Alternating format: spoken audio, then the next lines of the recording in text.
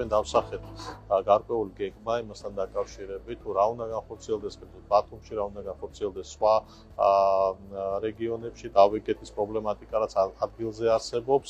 ვესაუბრეთ ჩვენი სამომავლო გეგმების შესახებ და ჩვენ ვთვლით, რომ ის არის ძალიან მნიშვნელოვანი, რომ აუცილებლად იუსტიციის სამინისტროს უნდა გქონდეს ინფორმაცია ყოველდღიურ რეჟიმში ფაქტიურად იმასთან დაკავშირებით, რა ხდება რეგიონებში. ჩვენც მნიშვნელოვანი არის ის, რომ იუსტიციის სახლების თანამშრომლობთან გქონდეს მჭიდრო კავშირი, მჭიდრო კომუნიკაცია, რათა სწორედ მათი მოსაზრებების გათვალისწინებით შევძლოთ იმ გამოწვევების გადაჭრა, რომელიც შეიძლება არსებობდეს იუსტიციის სახლებში და უკეთესი სერვისი შევთავაზოთ ბუნებრივია ჩვენ ქვეყნის მოსახლეობას.